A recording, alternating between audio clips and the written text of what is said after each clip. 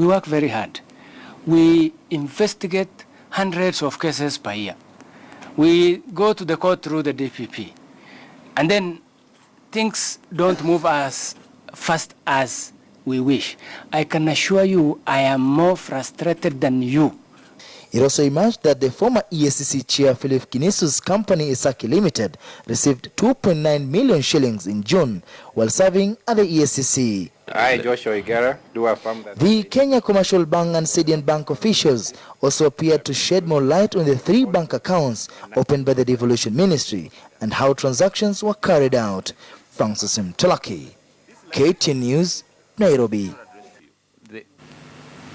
Hundreds of motorists and commuters from Ongata Rongai were stranded as others were held in traffic for hours following a protest over the operations of Ongata Rongai bound matatus. For the second time, students of Multimedia University blocked Magadi Road protesting the death of a student in an accident on Sunday. Meanwhile, residents of Ongata Rongai took part in a walk from Rongai to the scene of the Sunday accident, calling for sanity on the roads.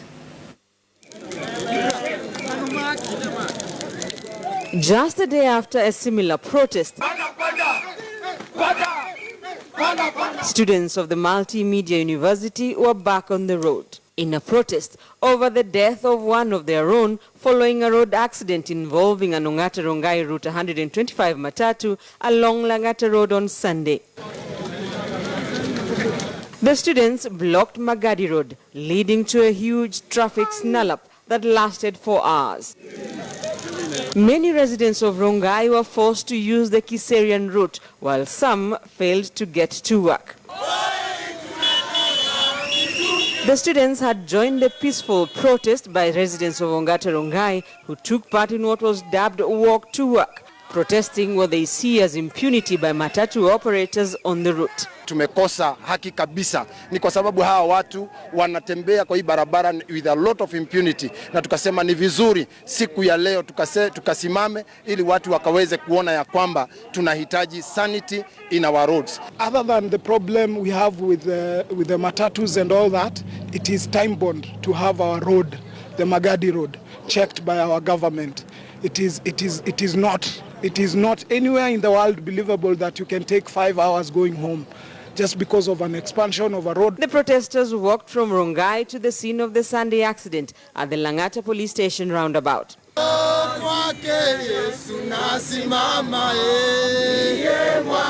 At the scene, they held prayers in memory of those who died. 4 people died in the Sunday accident, which saw the driver flee the scene. They paid their fares. So the best thing we can do it is to make sure we sue the SACCO and they pay the victims, they pay for their hospital bills. We highly believe that the government will do something about the issue on our roads. The matatu had just over a week ago been detained for flouting traffic rules.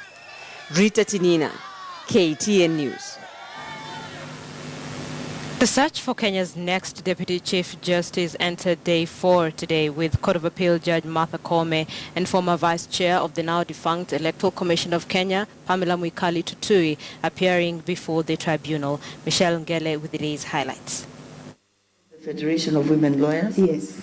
And you are also the president of KMJA? Yes. You are also a committee member of LSK? Yes. You are also a member... With an industrious 26-year career in the legal profession, Lady Justice Martha Koome became the 7th candidate to prove her suitability for the position of Deputy Chief Justice. In her career, the Court of Appeal judge has distinguished herself as a defender of human rights with specific concentration on children and gender rights.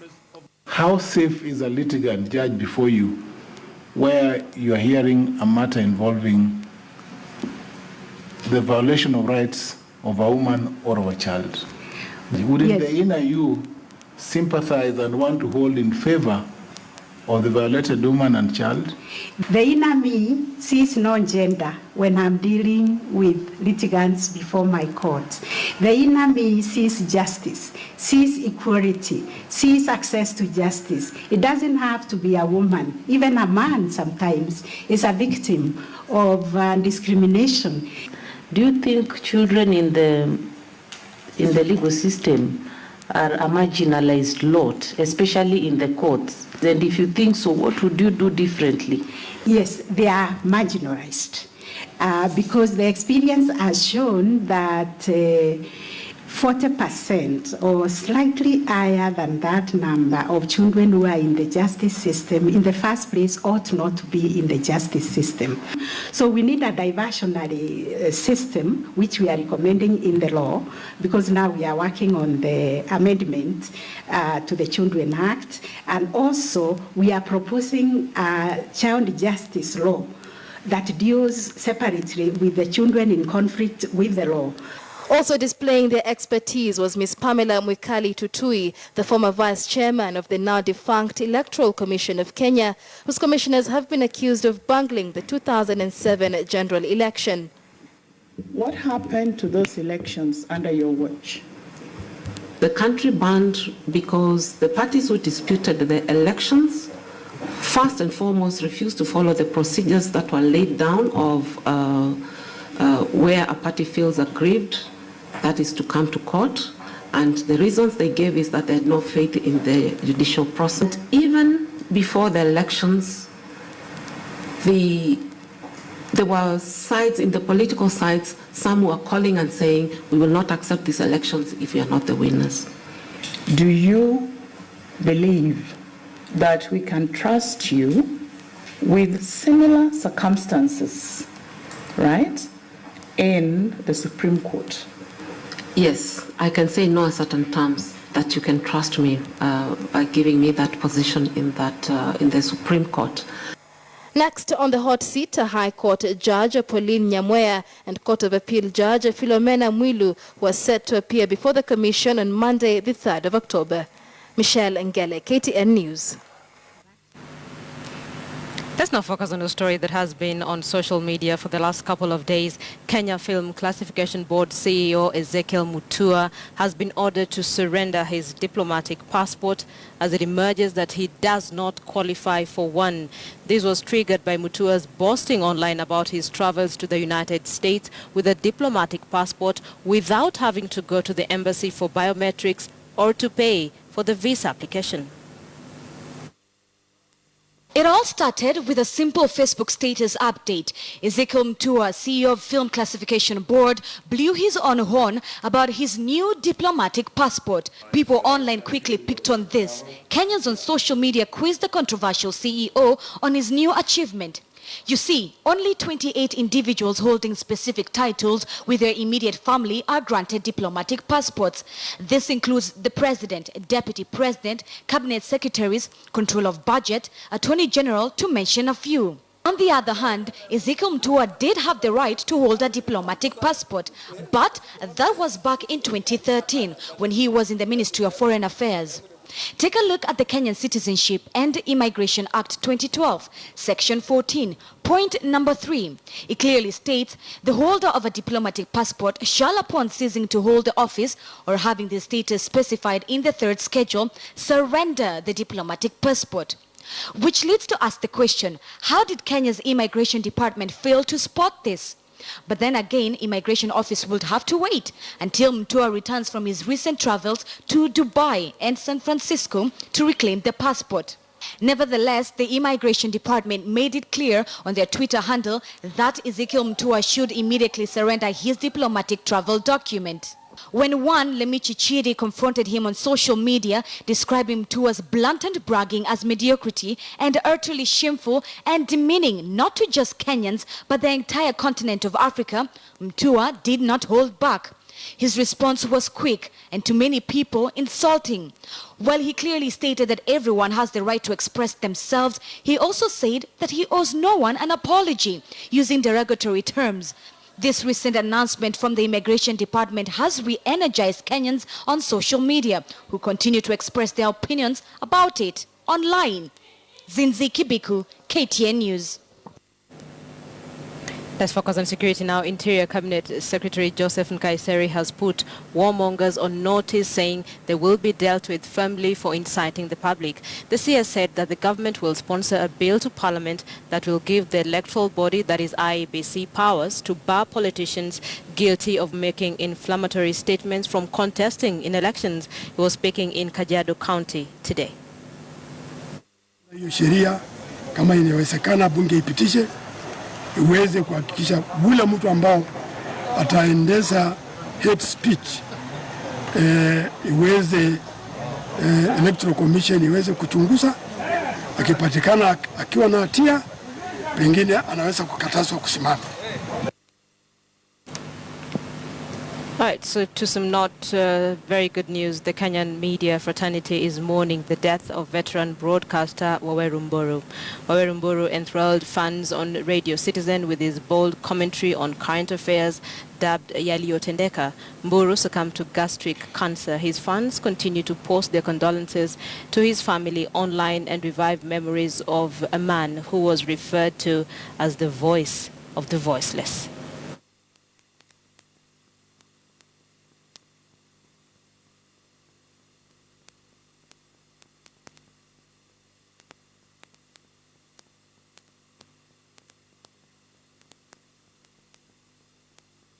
Tukiwa wachanga tumekuwa tukimwiga, tukipendezwa na kazi zake, hasa kipindi cha Yaliyotendeka kwenye Radio Citizen.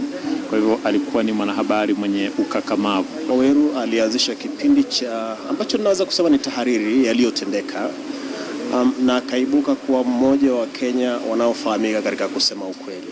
Kulikuwa hata na utafiti ulifanya ukasema kwamba mmoja wa Kenya ambao wamefanya shughuli wamehusika katika ujenzi wa taifa, yani kuwafahamisha Wakenya zaidi, ni Waweru Mburu.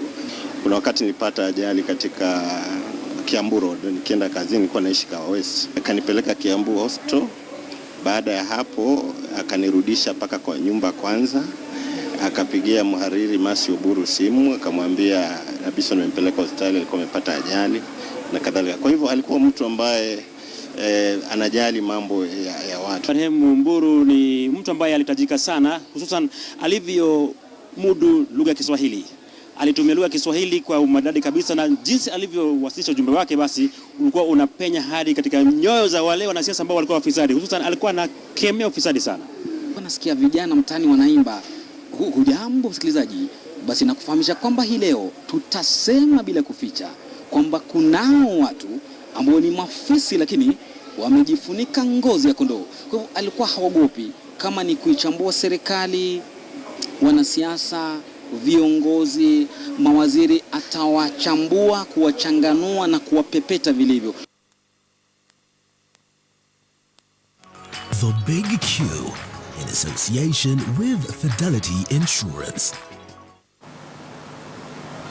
All right, so in Kiswahili we say Mungu ailaze roho yake mahali pema peponi.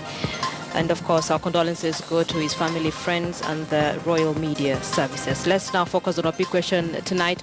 We're focusing on a story that we had earlier on for you by Chris Thairu, and there are concerns about whether or not the country will be in a position to hold the 2017 general election.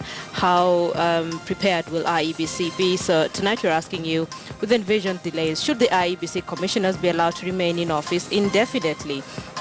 Of course, there are those who are saying there are no new commissioners in office as yet. The voters' register has not been audited, and there has been no procurement of electronic devices. 312 days to the election, so that is raising a lot of concern. Let me sample 2 or 3 responses. G. Cabera says, yes, they should have stayed. We just hounded them out, maybe for a worse devil than we don't know. Stan Isaac says, this IEBC is nothing but a political game by both Jubilee and court leaders. Just remain in power till March 2018. At Sylvester Aura says, the integrity of the current commissioners is untenable. It's like welcoming back an exercise demon. All right, so those are your feedback. What do you think about our big question tonight, whether or not IEBC commissioners should be allowed to stay in office indefinitely? On that note, allow us to take a break. We'll be back.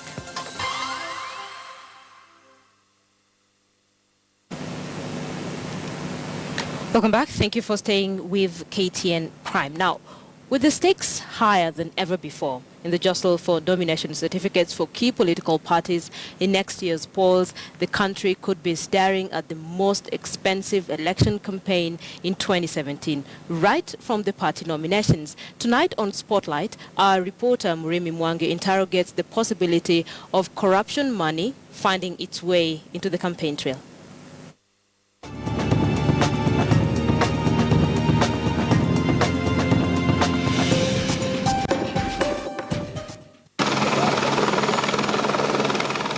As time flies fast into the 2017 general election,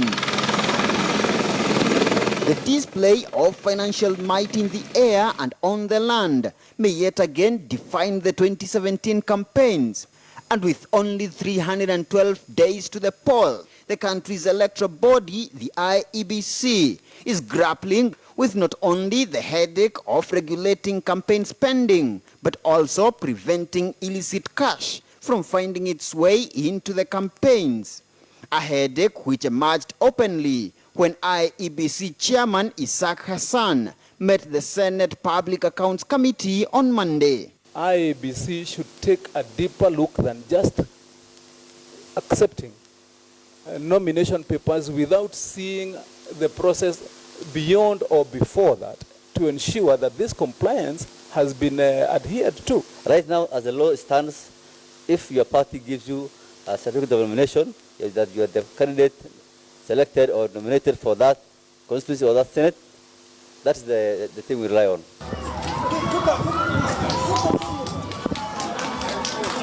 At the center of this latest headache are the unresolved audit queries, particularly in the counties. Most of these queries are still pending either before the country's anti-graft agency, EACC, or the Senate Public Accounts Committee. The Senate has raised the alarm that money looted from the counties may find its way into the 2017 campaigns. But the IEBC says sitting governors cannot be barred from contesting in 2017, merely on ground of the unresolved audit queries, unless a court of law finds the specific county chief individually guilty of the said crimes. Right now, the Constitution protects them. You cannot bar them because they fail to appear before the Senate. That's not a requirement which makes it a disqualification requirement. So if you say until you exhaust all the mechanism provided for up to the highest court in the land, all the appeal channels available to an individual, then the people who run this country will always be bad people. The High Court has established very important principles that must be adhered to. It has to be a responsibility that is tied to the governor, not accounting officers, not other people. In the court of public opinion, it's for Kenyans to decide if Kenyans feel that that is sufficient for them to hold these persons or prospective candidates to account, then it's for them to decide whether they are fit to hold office or not. Early this year, the IEBC capped campaign spending at 5.2 billion shillings for the presidency, 433 million for governors, senators, and woman representative, 33.4 million for MP, and 10 million for MCAs. That tells you the role of money in our politics. If IEBC could see it fit to put those figures as the ceiling, it tells you something. But what I know for a fact, I don't think anybody would want to dispute this. 3 billion is not what the top candidates are going to spend. No.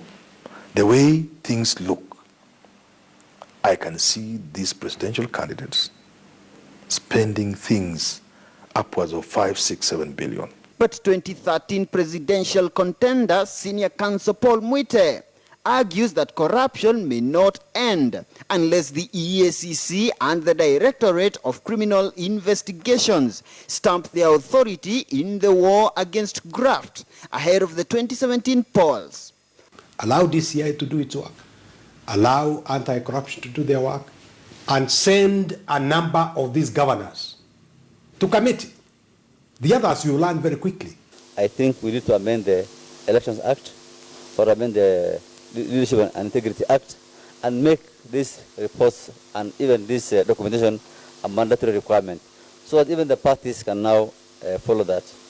With the momentum of the campaigns hinting that the jostle for the 2017 vote will be a competition in the display of financial muscle, then the IEBC faces an enormous task to not only enforce the campaign spending limits, but to also block illicit cash from finding its way into the 2017 campaigns.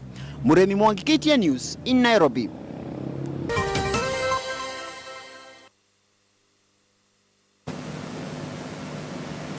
Let's look at business news now. After slowing to 3% in 2015, economic growth in sub-Saharan Africa is expected to fall further to 1.6% in 2016, the lowest level in over 2 decades. These latest figures are outlined in the new Africa's Pearls, the World Bank's twice-yearly analysis of economic trends and data for the region.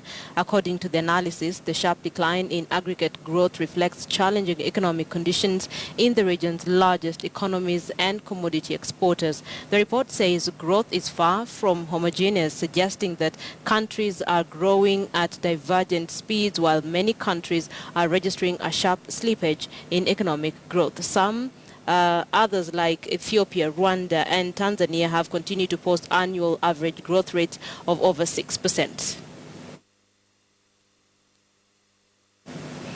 Kenya Airways shareholders have voted to have ex-Safaricom Chief Executive Michael Joseph join the board from October 5th, 2016 if he garners enough support. If voted in, Joseph will replace non-executive director Vincent Reig, who is retiring and did not offer himself for re-election. Michael Joseph, who did not attend the AGM, sent a proxy and is expected to become resource to the airline considering his performance track record at Safaricom.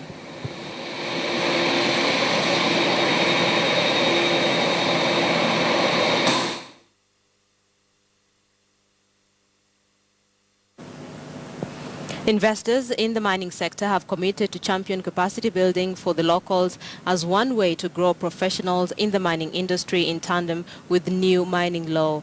This, the government says, will help increase numbers of local workforce and steer Kenya to bigger investment. Joy Doreen Bira has the details. Came down at the inaugural mining forum, stakeholders were challenged to involve more youth, women and local communities in mining activities across the country. Kenya's mining industry being a nascent one, knowledge transfer and technical training are critical in growing the industry under local content. The key role is to create jobs and create wealth and learn best practice. Mining companies will be required to use local resources, whatever will be available, either in the country or at the community level. Base Titanium, the largest mining company in Kenya, generated in excess of $13.6 million in revenue, but there have been questions raised as to whether or not the company's benefits trickle down to the local communities. 65% of our workforce being from Kwale. And having a 95% Kenyan workforce. Okay, so the process now is to obviously transfer those skills, and there's a number of different programs we've got running. We partner very closely with the Technical University of Mombasa. Acquisition of licenses has been a tedious process for most mining investors, one that the mining ministry says is being worked on to ensure licenses are issued by end of November this year to allow miners operate smoothly. Since processes have been very much simplified. And that process will just show you what minerals are available in the country, what minerals are available, and which particular mineral you'll be interested in. As the new mining law takes effect, there is need to structure the regulations that will essentially streamline artisanal, small-scale and large-scale miners to realize the true value of the country's mineral resources. Joy Doreen Bira, KTN News. Hoteliers at the coast are gearing up for the tail end of the peak season, with a number of hotels undertaking renovations to upgrade their facilities. Speaking to KTN Business, Diani Reef CEO Titus Kangangi notes that players in the sector were upbeat on the rebounding tourism prospects, but have called on the government to set up a special fund to assist hotels looking to rehabilitate their facilities. KTN's Abiagina reports. Kenya is regarded as one of the top destinations when it comes to beach and safari tourism products. The coastal hotels continue to serve the clientele despite their aging facilities. A visit to one of the oldest beach resort hotels in South Coast, the Diani Reef Hotel, paints a picture of an industry in dire need of a facelift. The coast hotels were to refurbish all their facilities. It is still very expensive. Although for Diani Reef they raised funds from shareholders to finance its renovation, hoteliers are of the view it's becoming a costly affair and it's not sustainable for hotels in the long term as the industry is still on a recovery mode. If we could get an organization, an institution that can specialize with the tourism and hotel investors that can give loans at a one-digit rate, they'll get a lot of business. For us, it's a very basic question. We can put in as much money. The investor is not worried about investing. We are worried about recouping that investment, the return on investment after we have renovated. How do we guarantee the business? With majority of hotels relying on foreign tourists to pay top dollar, their profit margins have dipped of late. But a new wave of domestic tourists is now emerging as the silver bullet the industry is hoping to cash in from. And even as Kenya looks to up its game in matters tourism, funding to the sector has remained significantly low, thus hampering efforts to better market and grow the multi-billion shilling industry. I've seen a lot of downs now recent past years, and we are very hopeful now. You see, we are going to go to those good times where we... Abi Agina, KTN Business.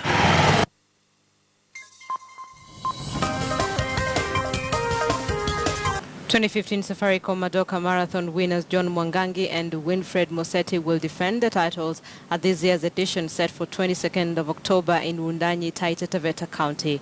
Over 2,000 athletes from across different counties like Uasin Gishu, Nandi, Elgeyo Marakwet and Machakos are expected to take part in the half marathon. Organizers also expect a higher spectator turnout compared to last year.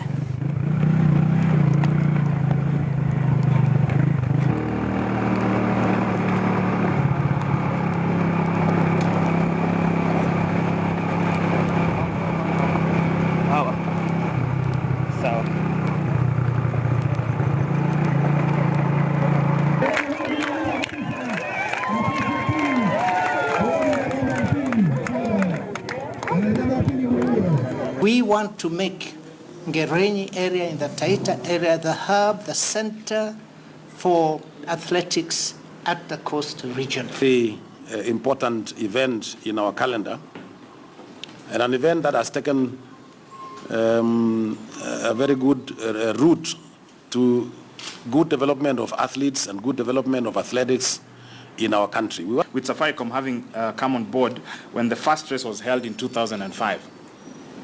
In that time, the race has grown significantly, provided numerous opportunities for aspiring and established athletes from the community. Two-wheel drive veteran driver Sami Nyori hopes to climb to the summit of the standings following an upgrade to his Toyota Ranex ahead of the Eldoret Rally. Navigated by Mwangi Kioni, Nyori is currently third in the two-wheel drive category after 5 rounds of competition. Drivers who are ahead of us in the championship, because at the beginning it was not a very smooth rally for us. We retired in 2 events, and because of those retirements we were left quite behind in terms of championship points. So when it comes to the next event in Eldoret, we would want to attack from the word go flat out and see whether we can be able. Our target is at least beat everyone, so that at least we can be able to come close to them in terms of points. But after Nanyuki, we sat with our sponsors and we agreed to upgrade the car a bit so that we can be a bit more competitive. South Sudanese refugee and Olympic athlete Rose Nathike Lokoyen told the United Nations Conference on Wednesday that competing in the Rio 2016 Olympics and being able to be a flag bearer was a life-changing experience, one which gave a team refugee a chance to live their dreams. The event, attended by IOC President Thomas Bach as well as top officials from UNHCR, took place in the form of a conference and was aimed at highlighting the importance of sports as a tool to promote local integration and enhance the protection of refugees and migrants. During this year's games, the team of refugees handpicked by the International Olympic Committee and dubbed the Refugee Olympic Team included 5 athletes from South Sudan, 2 from Syria, 2 from Democratic Republic of Congo, and 1 from Ethiopia. Me being a flag bearer, my experience in Rio, it was amazing because I represented the millions of refugees all over the world, and the people all over the world welcome us warmly, and to tell us we feel we are the human being like others. Sport can heal wounds. Sport has the power to bring people together, as you were kindly quoting Nelson Mandela in this respect. Can bring people together no matter what their background or where they come from. Sport always builds bridges. Sport never erects walls.